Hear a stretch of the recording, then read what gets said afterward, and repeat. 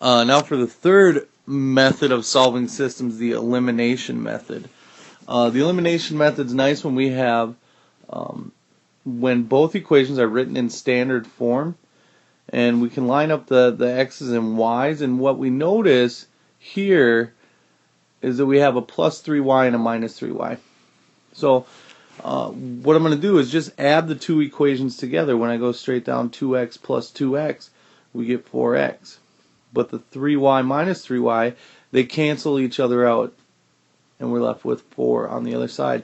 Now I have an equation with one variable in it, so we just divide both sides by 4 to solve, and x equals 1. And so real quickly, we found the x coordinate of our solution.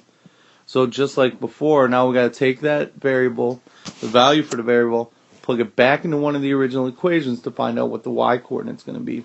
So I'm just going to take that first equation, 2x plus 3y equals 5, and substitute 1 in for x. So we have 2 plus 3y equals 5. Subtract 2 from both sides. 3y equals 3. And then divide by 3. And y equals 1. So now we have our x coordinate and our y coordinate. So write our solution as an ordered pair, 1, 1. Now sometimes it's in standard form, everything's lined up, the x's and the y's, but we don't have, we can't just add them together and get things to cancel out. So what we do is we multiply an equation by a constant in order to get that situation where we can cancel things. So what I notice here is that I have a 3 and a 6. So I could easily just take this first equation and multiply it through by -2. When I do that, my first equation will turn into -6x plus 14y equals -20. So what I'm saying is that we multiply every term in the equation by -2.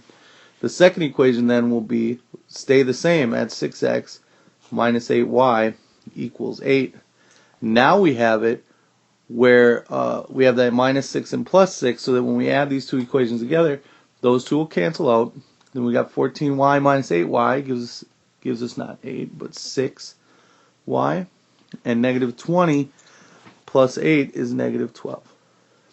Now we have an equation with one variable in it, so we just go ahead and solve. Just divide by 6, and y equals -2. There's our first variable, our first value for the variable. So we substitute that back into one of the originals. I'll just take the first one, 3x minus 7y equals 10, and we'll substitute -2 for the y coordinate. Now we go ahead and solve. 3x plus 14 equals 10. Subtract 14 from both sides. 3x equals -4. And then divide by 3. X equals -4 thirds. Don't be scared. It's a fraction, I know. But it's okay to have fractions. Fractions are just numbers. So now we have our solution. We have a value for the x coordinate and for the y coordinate. So write it as an ordered pair.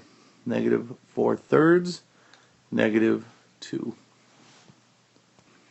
So some things to remember about the substitution method. It's nice when the equations are in standard form and you got the x's lined up and the y's lined up. But first we multiply each equation by a constant to get the coefficients of one variable to be opposite. So to get that plus 3y minus 3y or plus 6x minus 6x. Then add the equations together, and that'll leave us with an equation that only has one variable in it, so solve.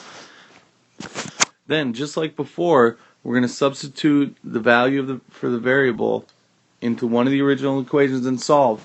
Then we'll have our x coordinate and our y coordinate, and the last thing to do is write the solution as an ordered pair.